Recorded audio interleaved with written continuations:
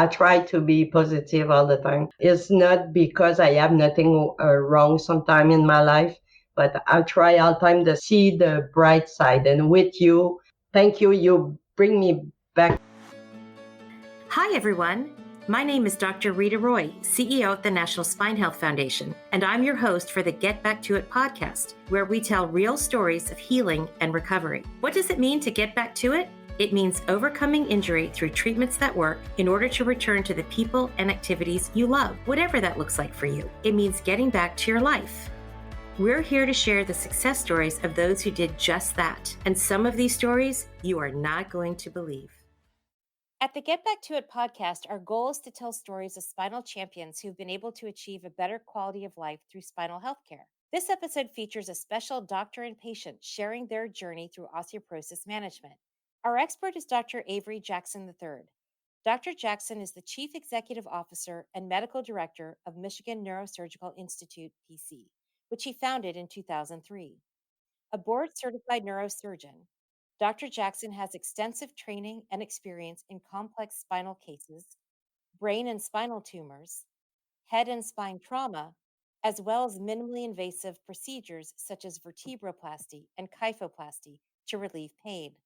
Dr. Jackson also participates in clinical trials of the latest neurosurgical treatments and techniques, frequently writes and speaks to medical audiences on neurosurgical topics, and holds several patents for medical inventions. Dr. Jackson serves on numerous medical boards and is a member of several associations, including the American Medical Association, American Association of Neurological Surgeons, American College of Surgeons, American Academy of Spine Surgeons, and the Michigan State Medical Society. So, as you can easily tell, Dr. Jackson is an incredibly impressive physician and a very busy man. We are so honored to have him joining us today. Our second honored guest is Dr. Jackson's patient, Jocelyne, who has experienced debilitating back pain during retirement, which has impacted her ability to enjoy it fully. Now that you know what to expect, let's get back to it and dive right into hearing more about Jocelyne's experience. Jocelyne is a woman in her early 60s who is experiencing mid-back pain for approximately 2 years. During her career, she worked as a caregiver, often lifting and transporting patients. Eventually, Jocelyne began experiencing mid-back pain. For start, I want to say hello to everyone and a special hi to Dr. Jackson and his wonderful team. It's like a family. I love them. Yes, I have pain on my back, and you take a pill because you have to go through your day, and I get retirement. We move here to Michigan, and when you move, you want your home is nice, and you have the big box. I push one, I stay there. I was not able to do nothing else. It was so painful. I get really lucky and blessed to go see Dr. Jackson and his team. So, Jocelyne, so the pain that you had, it was really affecting your ability to walk, as I remember, Everything. sleep, and even enjoying your retirement with your husband. I was sit down on the chair 24 hours. Oh, on exam, we found that you had severe tenderness when we percussed your back from T11 to L1 region in your back, and your MRI also confirmed that you had compression fractures at T11, T12, and L1 levels. Dr. Jackson, can you explain to us what part of the back T11 to L1 is? Some people don't know what that means. Small bones that make up our spine, those bones that are called vertebrae. Can you tell us a little bit about that? Sure. You have the thoracic and then the lumbar levels. And so at the T11 level and T12 L1 level, that's basically the bottom of your rib cage. So your bottom rib is T12. And so we were working right around that rib cage, bottom of the rib cage area on Jocelyne's back. That's where the fractures were formed. Oh God, I was feel really good, and finally I was able to adopt a dog because I love dog, and she was wonderful. We was going to walk 3 times a day and beautiful. Finally, she gets scared and she pulled me, and I yeah, big pain again. Fortunately for me, I had to go to the doctor for he check how is my back. when they said to me, and oh, I'm pretty sure. And I said them what's happened, and she said, oh, probably another time. And then after walking the dog and you found the fracture at L2, Jocelyn underwent a second kyphoplasty very successfully. Yeah, and this is so wonderful. It's short time. You don't have to go to the hospital for days. And very good. Monday, I did paint my ceiling. Can you imagine? Before, I was not able to do it. Forget it. I was not able to bend. I have osteoporosis, pretty advanced. And thank you, doctor. You bring me right back under my life. You take me under your wing, and now it's perfect. Oh, well, I'll say, Jocelyn, you're an excellent patient and you have a can-do attitude.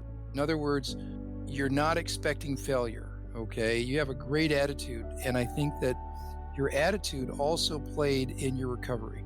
Oh, but what I can say, and I try to be positive all the time, it's not because I have nothing wrong sometime in my life, but I try all the time to see the bright side. And with you, thank you, you bring me back. One other point I'll say, though, is that so with a smoking history and with age, it's, having one fracture and then subsequent fractures or more fractures after the first, is more likely. And I think by you having that good attitude, you've changed a lot of your diet and lifestyle, and that's also given you a lot of success.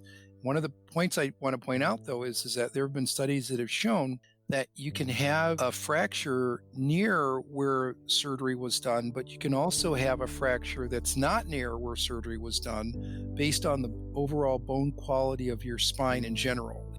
Osteoporosis is pretty bad. Sneaky is eat your bone. This is put you on the bad journey. Then, lady and my gentlemen have some, don't wait for a consult. Please don't wait. This will be avoid for you a lot of the pain. And thank you, Dr. Johannes.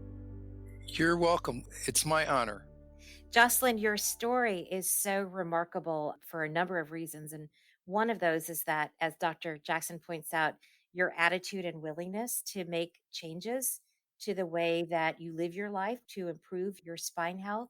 And also this notion that it's not always a one and done kind of approach to treatment, that it can take a few experiences of having a little bit of a setback and taking a step forward. It's an ongoing management. I think for you, particularly with the osteoporosis, that presents another level of complication. You point out it's a sneaky disease and it's a silent disease. I didn't know I have it. My doctor and his team discovered that, and they said to me, if you don't take care, this will happen again. I was hoping that Dr. Jackson could tell us a little bit about osteoporosis and his experiences in treating patients who have these abnormalities in the spine and the pain that they get with that. So in terms of what osteoporosis is, I would say that, it's loss of bone strength and bone quality, or there's a slow increase, very slow or decreased speed at which your bone gets stronger. And one of the best definitions is on the National Osteoporosis Foundation website. There's just very clear examples of what osteoporosis is. There's even a model of it. So please, if you can, take a look at the National Osteoporosis Foundation website regarding that. And so some of the bigger causes of osteoporosis would be with menopause and change in hormones. We can see that our bone quality will decrease and change, but there's also lifestyle factors such as smoking or excessive alcohol use or even caffeinated foods. And so with this osteoporosis, one can go and just literally fall from standing height and develop a fracture of the hip or spine or even wrist. And most of us, even some years ago, early on in my thinking, before I really engaged National Osteoporosis Foundation and ultimately became an ambassador, was that, well, when a person's older, they're going to fall. And when they fall, they're going to break their hip or their wrist or their spine. And that's just a natural part of life. But in fact, now we realize that osteoporosis is completely preventable, and that when a person does break their hip or their wrist or their spine and they have a fall from standing height and they're older than that 50 or 60-year range, it's because there's a derangement in the quality and strength of the bone mass that they have. And it's a whole skeleton disease. So there are many different treatments. And I would say one of the first is going to be your prevention. And this really can occur as early as childhood. There have been longitudinal studies looking at children who play and are, run outside and they're very active. Dr. Jackson, I'm sorry to interrupt. Can you tell us what a longitudinal study is?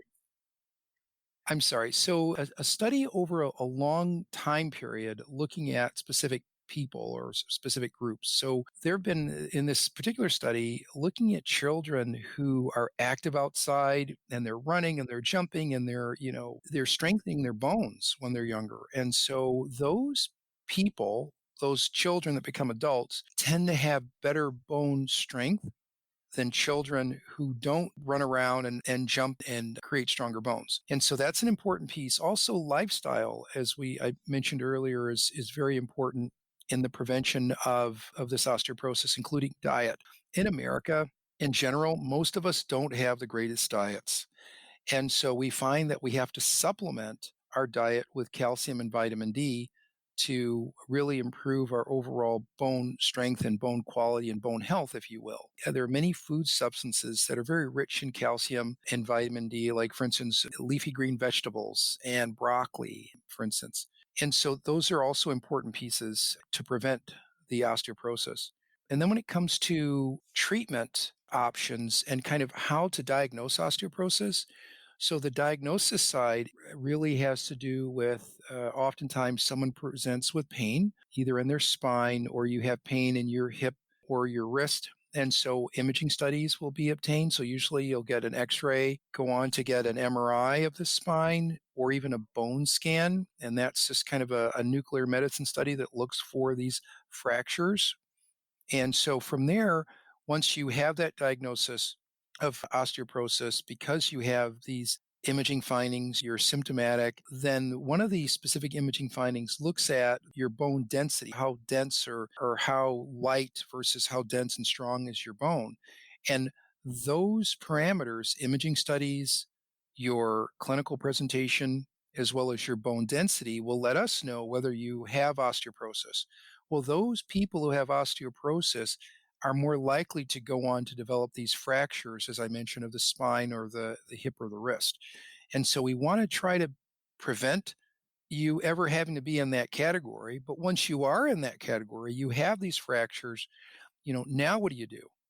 Okay, so we talked about changing the lifestyle, and there are medications that can be used that can also strengthen and improve osteoporosis. One type of medication that can be used is a medication that literally helps to rebuild bone. And we call that an anabolic medication. And so that medication can be very helpful in rebuilding bone, along with the other treatments, which is going to be your lifestyle change. You're going to put down the caffeine, you're going to decrease how much alcohol intake you have, you're going to work on your exercise in terms of the lifestyle, and then the calcium and vitamin D supplements. And so those are kind of non-surgical ways of treating an osteoporotic fracture in general. And then, of course, for hip fractures, we have hip surgery. For the compression fractures of the spine, we have vertebral augmentation. There's also physical therapy and to some bracing.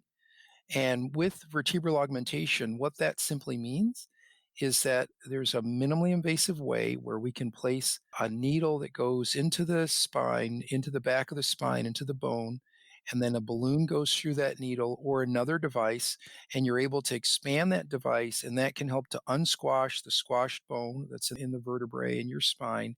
And then you can place liquid cement in that same area, and that will harden. And when that hardens, that can really stop the pain like right away. I mean, yeah. That's Yeah. amazing. Is that the procedure that you had, Jocelyn? Yeah. And Dr. Jackson, that type of procedure that you describe as minimally invasive, that sounds like it's something that doesn't require lengthy hospital stay. What does a patient experience when they have that type of procedure? Is it done in an operating room or in a clinic setting, or how's that done? Yeah. So, and you're absolutely right. When you mention lengthy hospital stay, there was a study that by Dr. Chang looking at hospital stay with this procedure and without. And in that study, his particular study, they found that with this procedure, when it's either done in the hospital or now even in the office setting, so oftentimes in the office setting, people will tend to be discharged sooner than when they're in the hospital and they have the non procedural treatment options. But in general, this procedure can be done both in the office setting or in the hospital setting. That's interesting. Dr. Jackson, we love hearing about prevention of osteoporosis and treatment of osteoporosis. Thank you for explaining that to us so clearly. I think one thing that people often forget is that bone is a living tissue. So bone is constantly being used and remade by the body, and there are things that can alter the rate of that creation of new bone cells and destruction of old bone cells. And osteoporosis literally means porous bones. And so I think it's interesting for people to learn that there are things that they can do to help those cells that are making new bone. Can you talk a little bit about that process? Sure, and you're right on, Dr. Rita. It's really amazing how alive, if you will, your bones are. And I really appreciate you pointing that out. That will give people a better reference point of what's really occurring. And so we have basically three types of cells in all of the bones in our bodies. We have osteoblasts, which are like bricklayers that these cells, they lay bone down, and that's what makes bones stronger and makes bones grow to some degree. We have osteoclasts, which are like Pac-Men that kind of chomp and eat the bone up. That helps with bone turnover. And then osteocytes, which are like retired bricklayers that help to build the foundation of the bone. And their job is just they add to kind of the density. So with these three cell populations that are occurring in your bone, they're always working. Okay, one's laying bone down, one is eating the bone up. And so they're in this kind of state of equilibrium. So, they're, somewhere between solid bone based on how much the osteoblasts, the bricklayers are working, and how much the Pac-Men or the osteoclasts are working. So you can alter, if you will, this relationship between the activity of one laying bone down and one eating the bone up based on your lifestyle, based on certain drugs that we take. For instance, I know that sometimes we need to take steroids for certain conditions. Well, steroids over time are going to decrease the activity of the bricklayer, if you will, and the Pac-Man is going to kind of take over in their activity, right? And so your bones are going to get weaker.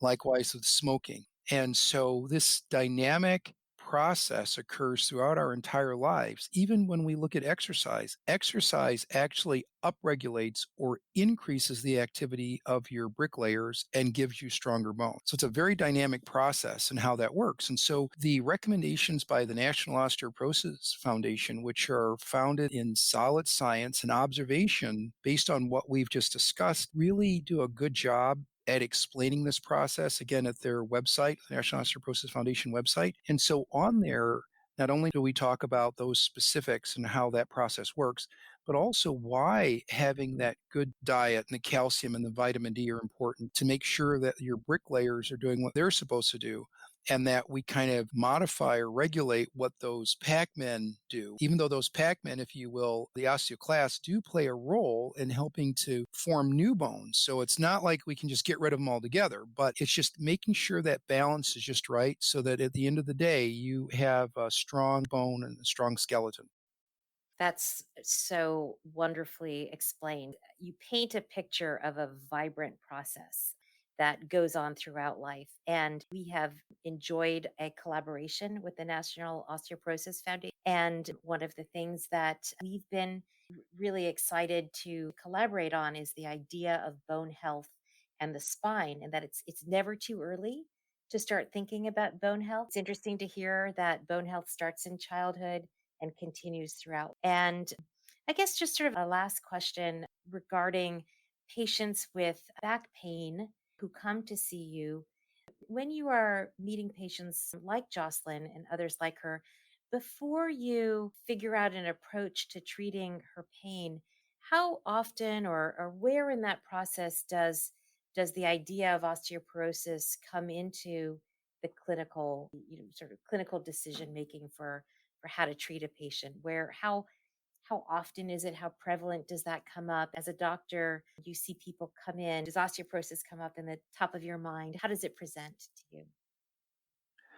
I'm so glad that you asked that question because there is a fairly large knowledge gap that we're experiencing across the country in making the diagnosis of osteoporosis and also an osteoporotic fracture or other complications due to osteoporosis. And so, part of that has to do with the educational piece. And, your program is obviously a huge component in shrinking that gap because by educating the patients and their families and the clinicians and physicians, you're bringing this concept of osteoporosis to the forefront and putting that on our minds as we're seeing our patients. So thank you for that. And in general, for me, it's every person over the age of 50, I'm going to automatically start thinking about their bone health. And so with that, we have a series of questions in that we ask patients, and we have a bone health clinic or a fracture intervention clinic. It was originally called the Fracture Liaison Service, actually. And in that clinic, we were trained by the National Osteoporosis Foundation to look for specific cues in terms of their age, in terms of whether a person's smoking and other specific risk factors for osteoporosis, and then going on to examine them. So there's certain exam findings that we look at because we know that if they have poor balance, there is a chance that they can go on to fall and break a bone in their body. We look at the prevention side during our clinics. And then lastly, we look at the x-rays, the MRIs, the bone scan study we mentioned earlier, and the bone density studies and the laboratory results. And so all of that together will give us a good idea of who needs this prevention or who needs the actual procedure. So my office in particular, we're very vigilant that anyone over the age of 50 is going to go through this process. And so we're kind of acutely aware. Also, we're spending time educating clinicians and physicians, not only in our local area, but from around the world on our bone health project ECHO. And that just in a nutshell is just leveraging technology to have these discussions about cases and talk like we're talking so that we can make sure that all the treating physicians and clinicians can think about osteoporosis early on in their decision-making process as they're seeing patients and being very aggressive to strengthen their bones and make sure their bones are healthy before they go on to develop osteoporosis and or before they go on to develop a fracture due to osteoporosis. This is such an important topic, particularly with an aging population and an aging population that is more active than ever before. Bone health, definitely something that we need to talk more about. And we are so delighted to be collaborating with the National Osteoporosis Foundation in bringing this educational information to the forefront, because a lot of times people don't think that their backbones can become osteoporotic or that calcium and vitamin D have anything to do with your back or back pain. Dr. Jackson and Jocelyn, I am so incredibly grateful to both of you for being here with us today. We've covered a huge topic, osteoporosis, distilled it down into smaller pieces that we can understand through the gift of Dr. Jackson's ability to teach us that, and through Jocelyn's generosity in sharing her story. We know that there are just invaluable benefits that come from hearing from a doctor and their patient. We truly, truly appreciate you sharing your story. Congratulations to you, Jocelyn. Number one, finding a great doctor and his team. Last question I wanted to ask for Doctor, you talk about the kids. They move a lot than me, believe me. I know that. Can the osteoporosis be hereditary? Like my daughter can have it more more chance to have it than somebody never have it. So, and that's a good point. So, your question just related around whether there is either a genetic component or does osteoporosis occur with a family history of osteoporosis from family member to family member. And it's a really good question because there are some basic genetics that can play a role, but there's also epigenetics now. And with epigenetics, that's basically looking at gene expression. So we can alter the proteins that make genes and make organs. We can influence how those genes express the signals that they need to express. And I believe that within that space, based on your lifestyle and how you're brought up, home environment, the environment itself plays a role and can dictate what happens to you later in life. So, for instance, if I was taught as a child not to drink milk, and in my home, say that we didn't really eat a lot of green leafy vegetables. So I have a deficit of calcium and vitamin D because I was kind of brought up that way on foods that aren't rich in those. Then that's one epigenetic way that I can go on to develop osteoporosis. So if my parents function that way in terms of the foods that they like to eat, they develop osteoporosis. And then as I grow up, then I have kind of a similar pattern, then I can develop osteoporosis. So that's a piece that I don't want to miss because oftentimes in some of our research, we look at the data and the assumption is it's just purely genetic without any involvement or decision made by the person who has the osteoporosis or their family. So it's a bit more dynamic. Jocelyn, at the National Spine Health Foundation, we call people like you spinal champions, people who have benefited from spinal treatments and have overcome their challenge and have been able to get back to the things and people that they love. And I'm so happy to hear that you will continue to be able to play with your grandchildren for time to come. And Dr. Jackson, thank you so very much for your generous time today and for creating spinal champions out there. We really, really are honored and appreciate having you with us today. At the National Spine Health Foundation, something we believe in most is providing hope for recovery through sharing stories of success. It isn't always easy to find someone to relate to, even though 100 million adults suffer from neck or lower back pain each year. To hear more stories of success and access educational materials about spine health, visit us at spinehealth.org. If you're interested in supporting our show financially, you can contribute at the link provided. Thank you for listening.